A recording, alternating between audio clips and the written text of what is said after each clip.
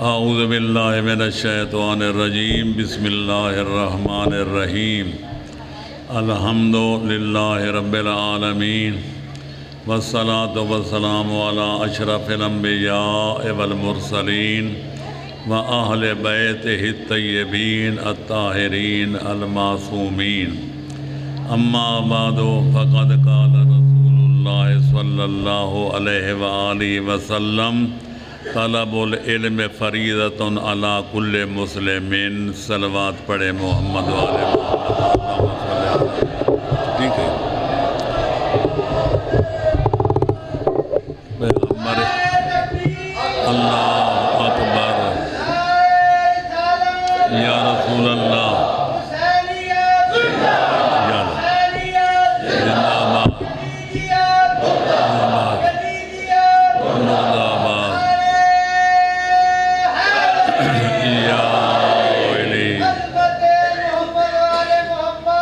اللہم صلی علی محمد وآل محمد وعجل فرجہم۔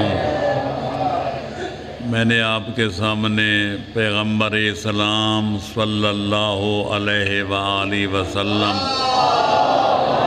یہ وہ حدیث شریف پیش کرنے کی سعادت حاصل کی ہے جس کے نقل کرنے میں، روایت کرنے میں اسلام کے 73 فرقے متفق نظر آتے ہیں، جس کا ترجمہ اور محصل یہ ہے کہ بانی اسلام صلی اللہ علیہ وآلہ وسلم نے فرمایا کہ علم کا حاصل کرنا ہر کلمہ گو مسلمان پر مرد ہو یا عورت واجب ہے اور لازم ہے۔ جناب نظر صاحب نے اتنی لمبی ربائی پڑھی کہ میری اصلاح المجالس والمحافل کا سورا خلاصہ بیان کر دیا۔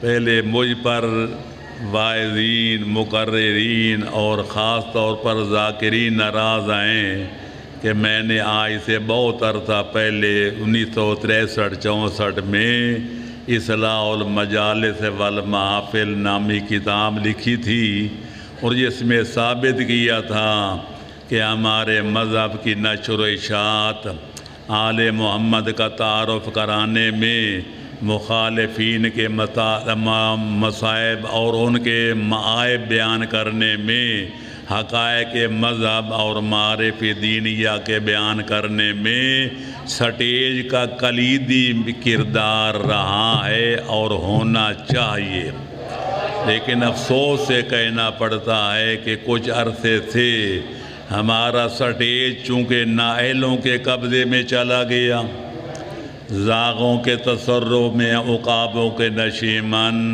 لہذا ہم روتے بھی ہیں، رلاتے بھی ہیں، پانی کی طرح دولت بہاتے بھی ہیں، لیکن مقصد شہادت حسین کا اکثر لوگوں کو پتہ نہیں ہے۔ آپ جانتے ہیں کہ جب سے سید الشہداء نے شہادت عظمیٰ کا مرتبہ حاصل کیا، ان کے بارے میں عالم اسلام کی 2 رائے رہی ہیں، ایک بنی امیہ اور بنی عباس کی رائے ہے اور دوسرے محبان آل محمد کی رائے ہے۔ ہمیشہ مخالفین یہ کہتے چلے آئے ہیں اور کہتے ہیں اور کہتے رہیں گے کہ 2 شہزادوں کے اقتدار کی جنگ تھی، یہ دنیا کے وقار کی جنگ تھی، لیکن ہمیشہ ہم نے کہا ہے کہ 2 شہزادوں کے اقتدار کی جنگ نہیں تھی، یہ حق و باطل کی جنگ تھی، یہ کفر و اسلام کی جنگ تھی اور حق و باطل کی جنگ تھی۔ میں کیوں نہ کہوں یزید اسلام مٹانا چاہتا تھا، امام عالی مقام اسلام بچانا چاہتے تھے۔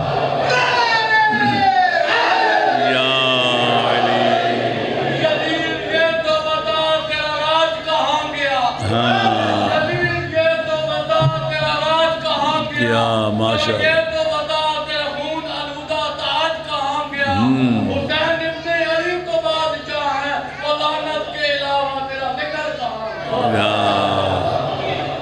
یزید کا وہ ستم رہا نہ زیاد کی وہ جفا رہی، جو رہا تو نام حسین کا جسے زندہ رکھتی ہے کربلا۔ یا علی، الغرض بات لمبی نہ ہو جائے، مختصر عرض کر رہا تھا کہ لہٰذا ہم نے ہمیشہ ہر دور میں کہا ہے، تختہ دار پہ لٹک کے کہا ہے، سولی کے تختے پہ چڑھ کے کہا ہے، اولادیں ذبح کرا کے کہا ہے، اولادیں اور جائیدادیں کرو کرا کے کہا ہے کہ یہ حق و باطل کی جنگ تھی، کفر و اسلام کی جنگ تھی۔ لہذا یزید اپنے باپ دادے کا دین لانا چاہتا تھا، کفر، امام عالی مقام اس کو مٹانا چاہتے تھے، اپنے نینے کے دین کو پھیلانا چاہتے تھے، بچانا چاہتے تھے۔ کربلا کے اندر یہ واقعہ کربلا پیش آیا۔ لوگ سمجھتے ہیں کہ جو جنگ میں مر جائے وہ ہارا ہوتا ہے، جو زندہ رہ جائے وہ فاتح ہوتا ہے، لیکن مدمغین نے، محققین نے یہ ہمیشہ کہا ہے کہ پہلے دیکھنا چاہیے کہ دونوں کے لڑنے کا مقصد کیا تھا۔ جو مقصد میں جیت جائے اس کو فاتح کہتے ہیں، جو مقصد میں ہار جائے اس کو مفتوح کہتے ہیں۔ یہ لٹا ہوا قافلہ جب بازار شام سے گزر کر دربار کی طرف بڑھ رہا تھا تو ایک شامی نے امام زین العابدین سے پوچھا تھا، یبن الحسین لمن الفلج، اے حسین کے بیٹے، محاربہ کربلا میں جیتا کون اور ہارا کون؟ امام عالی مقام نے وہ جواب دیا جو قیامت تک سنہری حرفوں سے لکھا جائے گا۔ فرمائے، اے سامی، اگر یہ معلوم کرنا چاہتے ہیں کہ کربلا کی جنگ میں جیتا کون اور ہارا کون، اذا دخل وقت الصلاۃ فاذن واقم، جب نماز کا وقت فضیلت داخل ہو جائے، اذان و اقامت کہہ کے خود فیصلہ کر لینا کہ جیتا کون اور ہارا کون۔ تمہارا یزید چاہتا تھا کہ نہ اذان ہو، نہ قرآن ہو، نہ اللہ کا نام ہو، نہ پیغمبر کا نشان ہو۔ ہمارا بابا چاہتا تھا کہ میں ذبح ہو جاؤں، میرا کنبہ کٹ جائے، میری بہنوں بیٹیوں کا برقع لٹ جائے، لیکن نانے کا دین بچ جائے، قرآن بچ جائے، اسلام بچ جائے، انسانیت کا نام و نشان بچ جائے۔ اگر کوئی اذان نہ کہے، اگر کوئی اقامت نہ کہے، کوئی نمازی نماز نہ پڑھے تو سمجھ لینا کہ تمہارا یزید جیت گیا اور ہم ہار گئے۔ لیکن اگر اللہ کا نام بھی لیا جائے، قرآن بھی پڑھا جائے، حلال و حرام کا تذکرہ بھی کیا جائے، تو پھر سمجھ لینا تمہارا یزید ہار گیا اور ہمارا بابا جیت گیا۔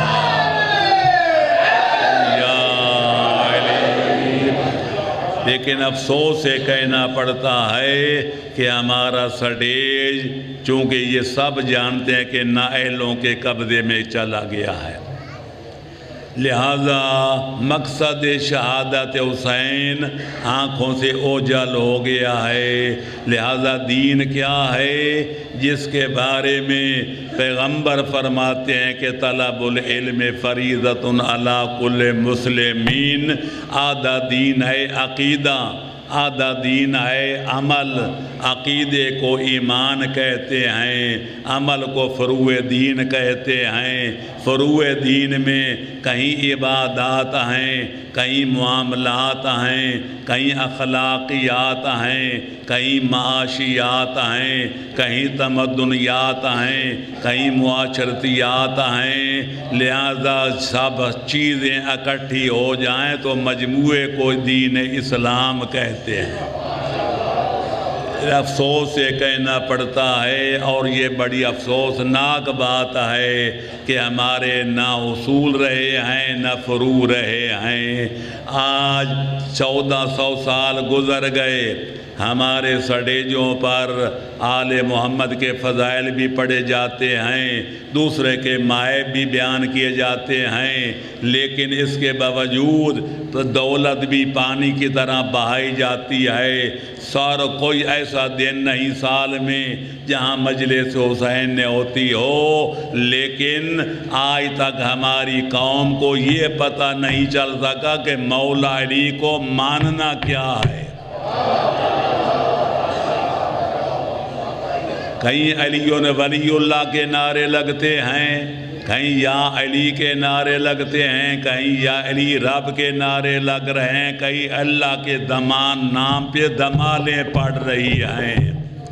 مخالف جب دیکھتے ہیں کہ علی اللہ کے نعرے لگ رہے ہیں تو وہ کہہ دیتے ہیں کہ شیعہ قوم کافر ہے، یہ مولا علی کو خدا کہتے ہیں، لیکن ہم ان پہ ناراض ہوتے ہیں کہ وہ ظالم ہیں، دشمن آل محمد ہیں، محبان آل محمد کو کافر کہتے ہیں، لیکن یہ نہیں دیکھتے کہ ان کے پٹے گلے میں پٹا ڈالا جائے جو ہمیں کافر بنوا رہے ہیں۔ اگر سمجھ کے کلمہ پڑھ لیا جائے، کلمہ پڑھنے والا کبھی گمراہ نہیں ہو سکتا۔ لا الہ الا اللہ محمد الرسول اللہ علی ولی اللہ۔ کلمے میں سب کچھ بتا دیا گیا کہ اللہ ایک ہے، جس کی ذات میں، صفات میں، افعال میں کوئی اور عبادت میں کوئی شریک نہیں ہے۔ یہ چار عناصر ہو تو بنتا ہے مسلمان۔ کائنات کا خالق اللہ، کائنات کا مالک اللہ، کائنات کا پالک اللہ، کائنات کا منتظم اعلیٰ اللہ۔ کوئی تو ہے جو نظام ہستی چلا رہا ہے، وہی خدا ہے، وہی خدا ہے، وہی خدا ہے۔ اللہ اکبر، یا رسول اللہ، یا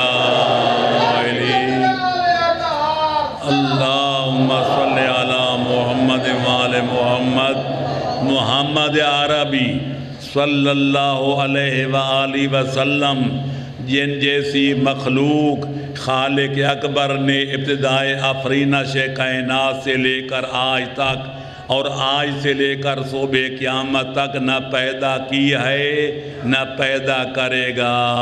خالق اپنے خالق ہونے میں، خدا اپنے خدا ہونے میں بے مثال نظر آتا ہے، اور مخلوق خدا میں اولین ہوں یا آخرین، آسمان والے ہوں یا زمین والے، پوری کائنات میں محمد عربی مخلوق خدا میں بے مثال نظر آتے ہیں۔ لہذا وہ بے مثال مخلوق جس کی خلقت پر خالق نے فخر کیا، فتبارک اللہ احسن الخالقین، کتنا بہترین خالق ہے وہ اللہ جس نے محمد جیسی ہستی پیدا کر دی اور جیلی جیسا بندہ پیدا کر دیا۔ جن کی خلقت پر خالق ناز کرتا ہے وہ پیغمبر اکرم بھی اللہ بھی نہیں، اللہ کا شریک بھی نہیں، اللہ کا بندہ پہلے ہے تو اس کا رسول اور پیغام برباد میں ہے۔ اس کے بعد ہے علی ولی اللہ، وہ علی حیدر کرار کہ جن جیسی ہستی خالق کائنات نے جب سے کائنات کی ابتدا کی ہے اور جب تک قیامت کبریٰ واقعہ نہیں ہوگی، پیغمبر اکرم کے بعد انبیاء ہو یا مرسلین، ملائکہ مقربین ہوں یا باقی عباد اللہ الصالحین، علی جیسی ہستی کائنات میں خالق نے آج تک پیدا کی ہے نہ قیامت تک پیدا کرے گا۔ علی کے معنی ہے بلند، علی کے معنی ہیں بلند و بالا، علی ذات میں علی، علی صفات میں علی، علی علم میں علی، علی عمل میں علی، عصمت علی، طہارت میں علی، جود میں علی، سخاوت میں علی، شجاعت میں علی، شجاعت میں علی، علی علی ہے یا علی۔ اس علی ولی کے بارے میں ہمیں بتایا گیا کہ یہ اللہ بھی نہیں، کیونکہ اللہ کا شریک کوئی نہیں، یہ نبی بھی نہیں، کیونکہ حسنین کے نانے کے بعد کسی نبی کے آنے کا کوئی امکان نہیں۔ لہذا کیا ہیں؟ اس وقت ہمیں آ گیا کہ وضو کر کے کہو، روبہ قبلہ ہو کے کہو، بے شک قرآن سر پہ رکھ کے کہو، لاؤڈ سپیکر پہ کہو، دنیا کو سنا کے کہو، بلا خوف تردید کہو، علی اللہ کے ولی ہیں اور پیغمبر خاتم کے بلا فصل وسیع ہیں۔ علی علی علی علی علی علی علی علی یا علی۔ یا کتنا بہترین عقیدہ ہے، اللہ واحد لا شریک ہے، اللہ آنے میں اس کا کوئی شریک نہیں۔ محمد عربی صلی اللہ علیہ وآلہ وسلم نبیوں کے بھی نبی ہیں، رسولوں کا بھی رسول ہیں، خاتم الانبیاء والمرسلین ہیں، سید الاولین والآخرین ہیں۔ وہ بھی خدا نہیں، خدا کے شریک نہیں، اللہ کے بندے خاص ہو کر اللہ کے رسول اور پیغمبر ہیں۔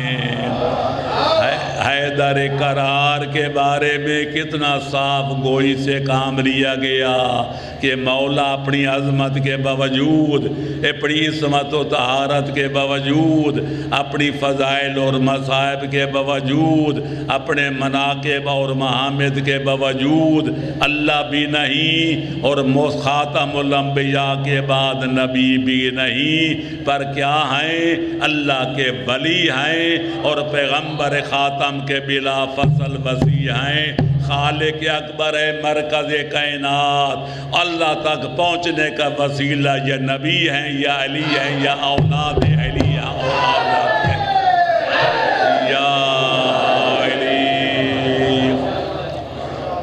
اللہ فرماتا ہے انما ولیکم اللہ ورسولہ والذین آمنوا الذین یقیمون الصلاۃ ویؤتون الزکاۃ وہم راکعون۔ اے بندو تم آزاد نہیں ہو، تمہارے 3 عدد سردار ہیں، تم ان کے غلام ہو۔ یا اللہ بتا کون کون سردار ہیں؟ فرماتے ایک تو میں اللہ سردار ہوں، تمہارا خالق بھی میں تھے، مالک بھی میں تھے، پالک بھی میں۔ تمہارا دوسرا سردار ہے میرا احمد مختار، جو میرا دین تم تک پہنچاتا ہے، میری رضا اور حاصل کرنے کے گر سکھاتا ہے، ناراضگی بچنے کے طریقے بتاتا ہے، جنت میں جانے کا راستہ دکھاتا ہے، جہنم سے بچنے کا سبق پڑھاتا ہے۔ اور تیسرے نمبر پر سردار وہ ہے جو ایسا مومن کامل ہے کہ اس کے ایمان میں کوئی بے ایمان بھی شک نہیں کر سکتا، ایسا نمازی ہے کہ جس کے ذمے فریضہ یا کوئی نافلہ قضا نہیں ہے، اور ایسا عبادت گزار، اللہ کا ایسا اطاعت شعار ہے کہ ایک وقت میں قوم 2 کرتا ہے، ادھر نماز پڑھتا ہے، جب رکوع میں جائے تو زکوٰۃ بھی ادا کرتا ہے۔ یا علی یا جب سے یہ آیت اتری اس وقت سے لے کر پیغمبر اکرم کے عہد سے لے کر آج 15ویں صدی کے 35ویں سال تک ہم نے اللہ کا قرآن بھی پڑھا، نبی کا فرمان بھی پڑھا، تاریخ اسلام کو بھی پڑھا، بزرگان دین کا کلام بھی پڑھا، لیکن آج تک ہمیں اس کا مصداق حیدر کرار کے سوا کوئی اور نظر نہیں آیا۔ لہذا ہم نے اللہ کی سرداری کا اقرار کیا، لا الہ الا اللہ کہہ کر، پیغمبر اکرم کی سرداری کا اقرار کیا محمد الرسول اللہ کہہ کر، حیدر کرار کی سرداری کا اقرار و اظہار کیا علی ولی اللہ پڑھ کر۔ میں کہتا ہوں جو تیسرا جملہ نہیں پڑھتے وہ مجھے بتائیں کہ تیسرا سردار کون ہے اور اس کی سرداری کا اقرار کہاں ہے؟ حیدر کرار کی خلافت و امامت و ولایت کے اعلان کے بغیر اللہ کا دین مکمل نہیں ہوا۔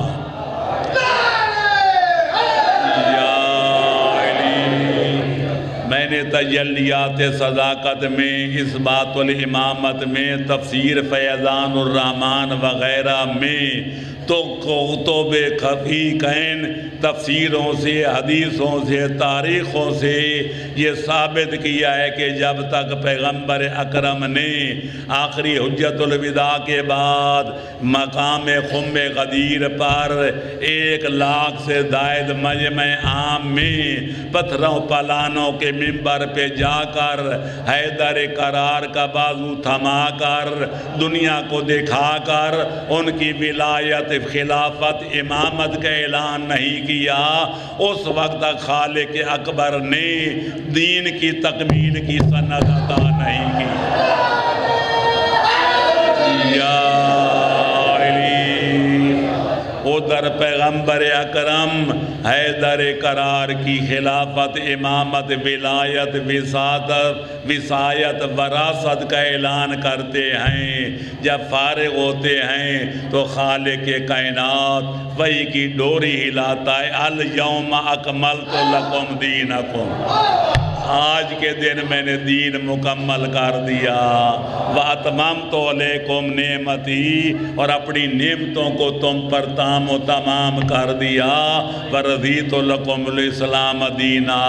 میں اتنا ادب سے ساتھ اپنے برادران اسلامی سے پوچھنے کی جرات کروں گا، جسارت کروں گا کہ جب تک اللہ کا دین، اللہ کا قرآن مکمل نہیں ہوتا، جب تک علی ولی کی امامت کا اعلان نہ کیا جائے تو آپ کا کلمہ کیسے مکمل ہوگا جب تک علی ولی کی ولایت کا اظہار نہ کیا جائے، اقرار نہ کیا جائے؟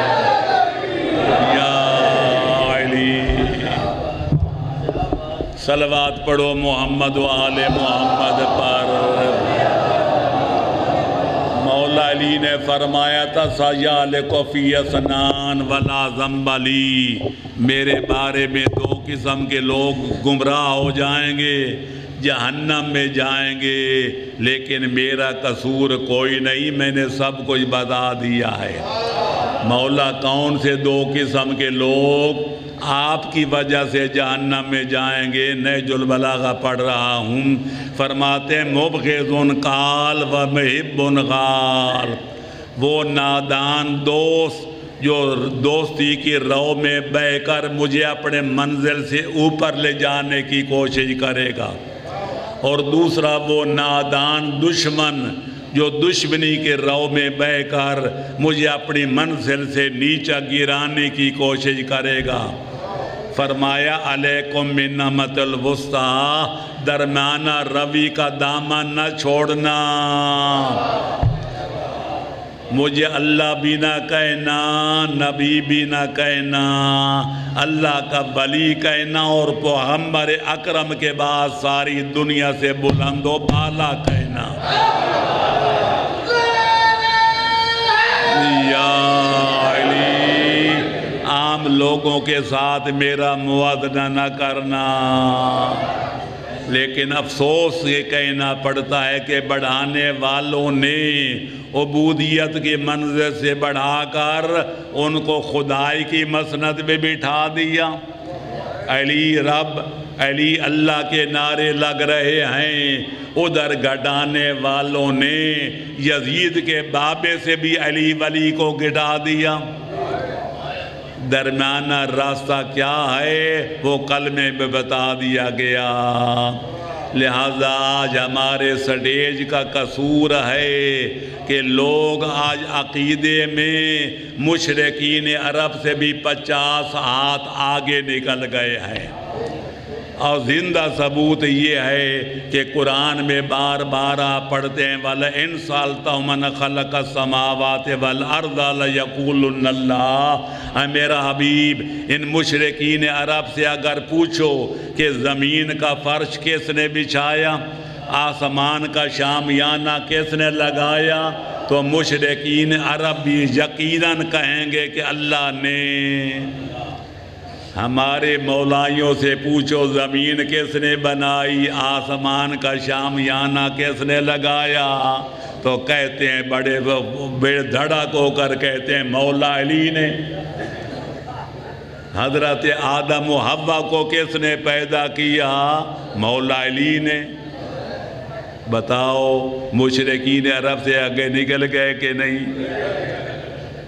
ادھر بڑھانے والوں نے خدا بنا دیا اور گھٹانے والوں نے امیر شام سے بھی مولا کا مقام اور منزل گھٹا دی۔ لہذا دونوں جہنم میں جائیں گے۔ صحیح عقیدہ وہی ہے جو کلمے میں بتا دیا گیا۔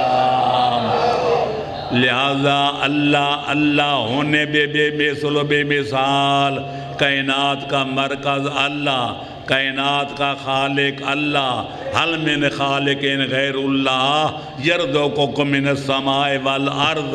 اللہ للکار کے فرماتے ہیں میرے سوا کوئی اور خالق ہے، میرے سوا کوئی اور رازق ہے جو آسمان سے بارشیں برسا کر زمین سے فصلیں اگا کر تمہارے دانے پانی کا انتظام کرتا ہے۔ اللہ اکبر، یا رسول اللہ، یا علی۔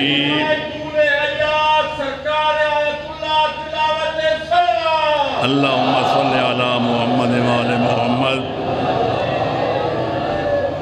میں نے مولانا حلیم صاحب سے پوچھا کہ کب جلسہ ختم کرنے کا پروگرام ہے؟ انہوں نے کہا جی 6 بجے۔ میں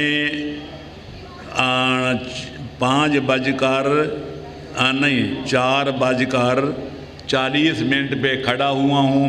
میرے بعد جناب مولانا جوادی صاحب نے پڑھ رہا ہے۔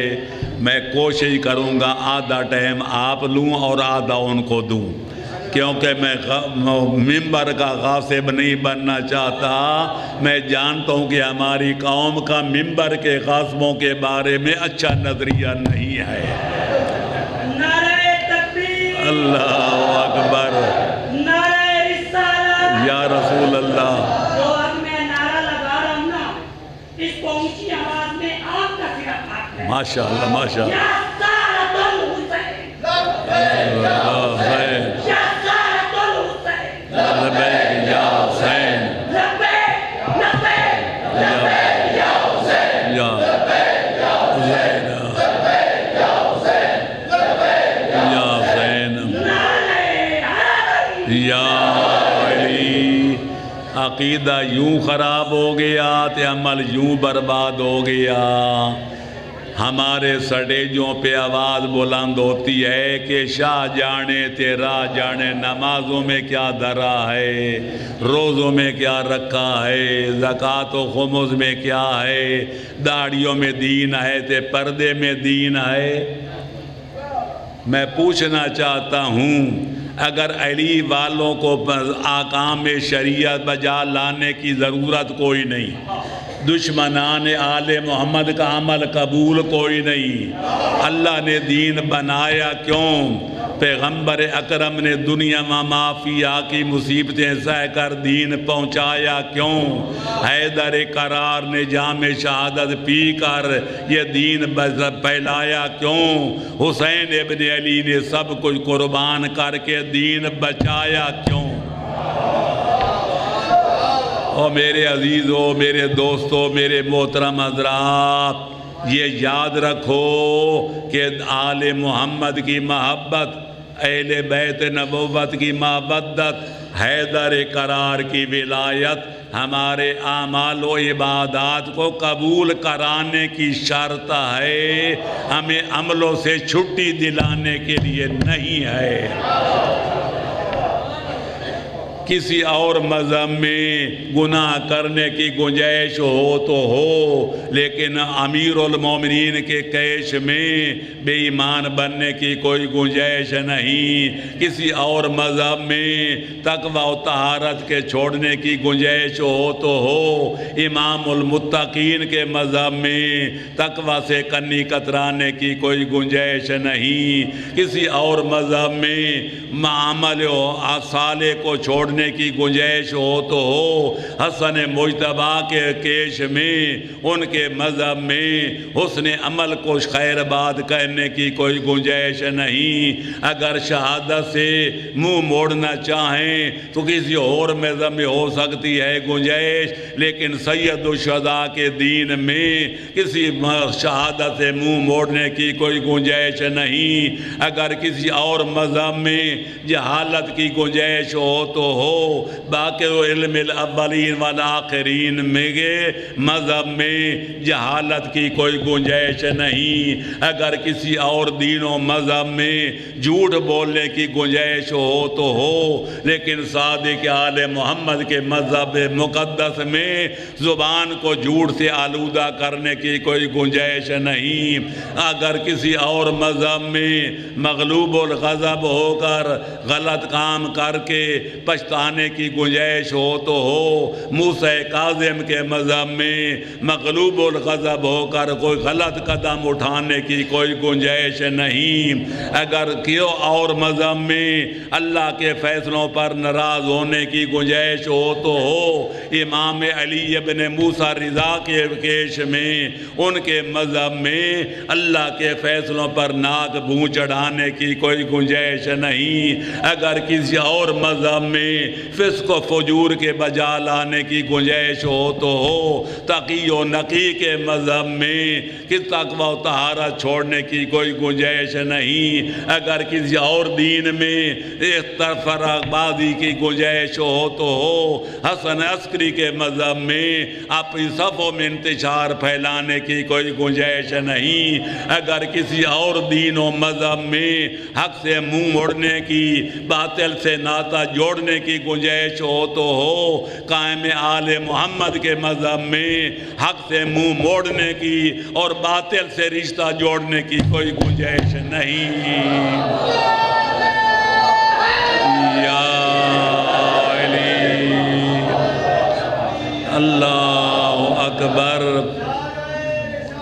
یا رسول اللہ، یا علی، اللہم صلی علی محمد وآل محمد۔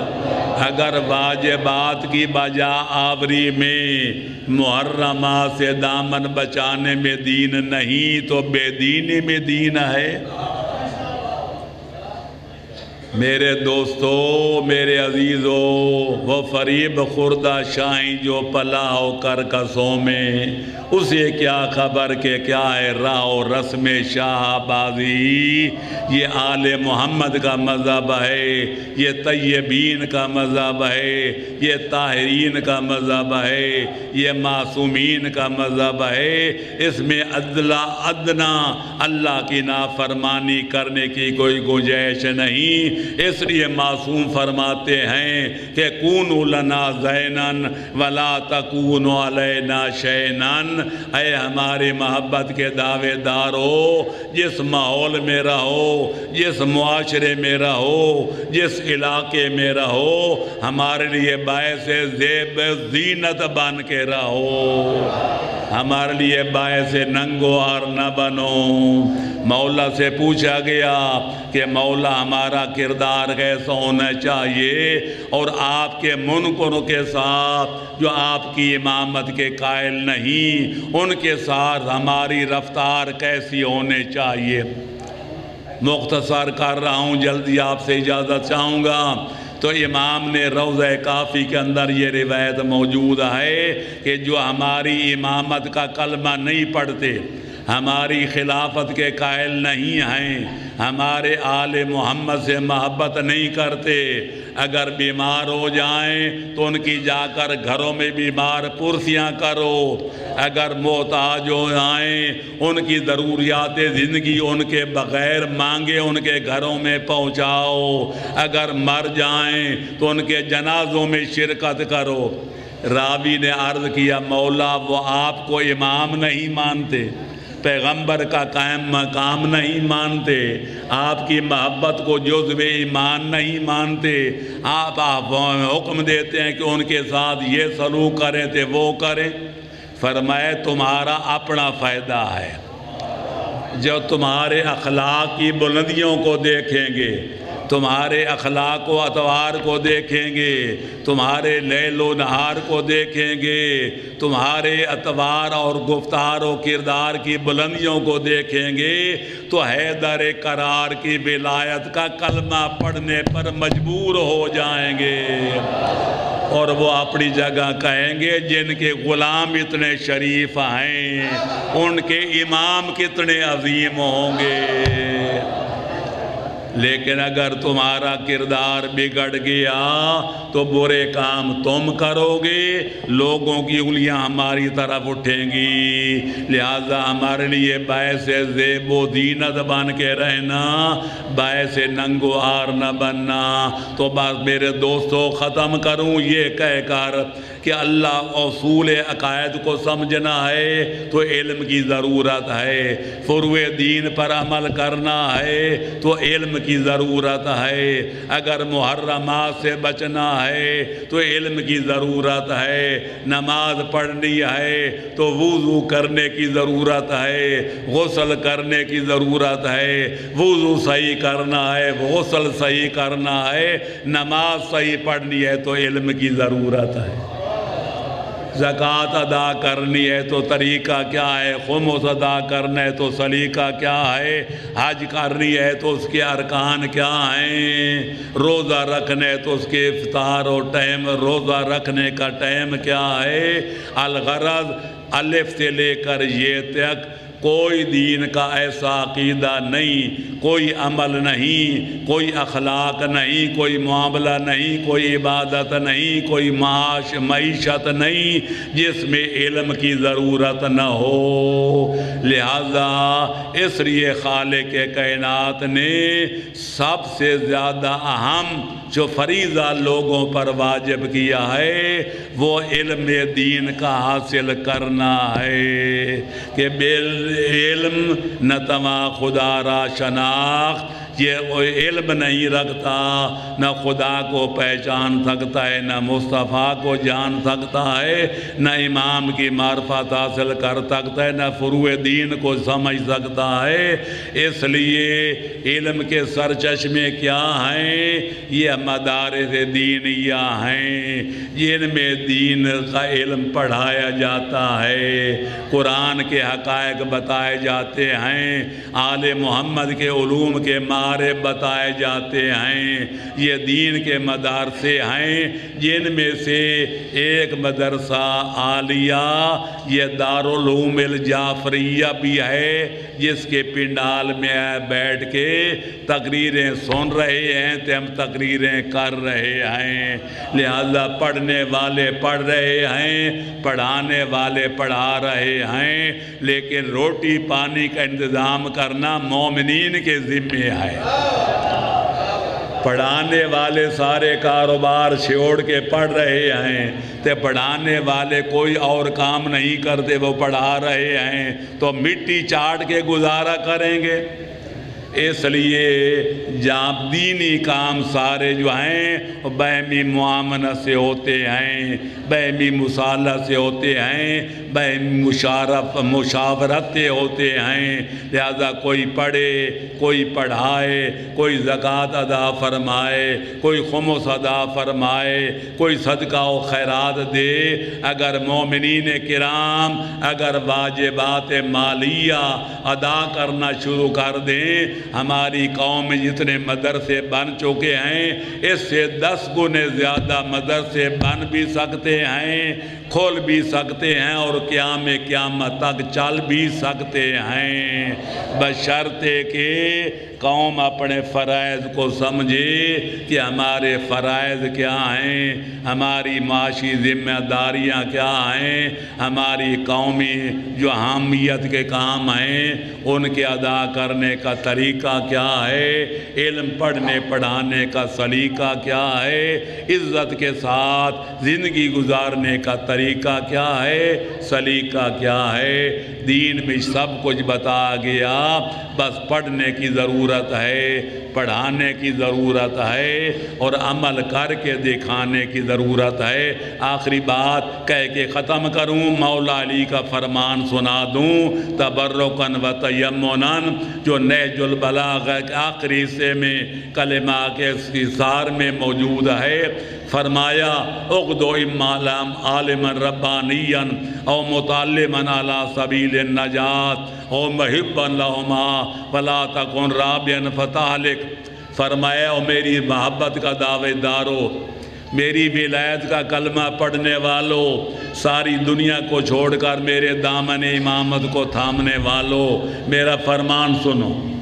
مولا فرمائیں جب تک زندہ رہو، دنیا میں رہو، یا آل سے عالم بنو کہ تمہیں دیکھ کے خدا یاد آئے، عالم ربانی بنو۔ اگر عالم ربانی نہیں بن سکے تو راہ نجات کے طالب العلم بنو، اور اگر عالم بھی نہیں بن سکے، طالب علم بھی نہیں بن سکے تو ان کا 2 قسموں کے محب بن کے رہو، علماء اور طلبہ کے دوست بن کے رہو، چوتھی قسم نہ بننا ورنہ ہلاک و برباد ہو جاؤ گے۔ اب میں آپ سے پوچھتا ہوں کہ چوتھی قسم کون سی ہوگی؟ نہ عالم، نہ طالب علم، نہ علماء اور طلبہ کا دوست، بلکہ دشمن علم و علماء۔ اگر چوتھی قسم بنو گے تو مولا نے فیصلہ کر دیا کہ ہلاکت اور تباہی تمہارا مقدر بن جائے گی، لہذا ہلاکت سے بچنا ہے، تباہی سے بچنا ہے تو یا عالم بنو یا طالب علم بنو یا ان کے محب بن کے رہو۔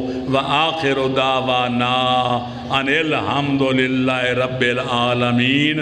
مانو نہ مانو جانے جہاں اختیار ہے، ہم نیک و بد حضور کو سمجھائے جائیں گے۔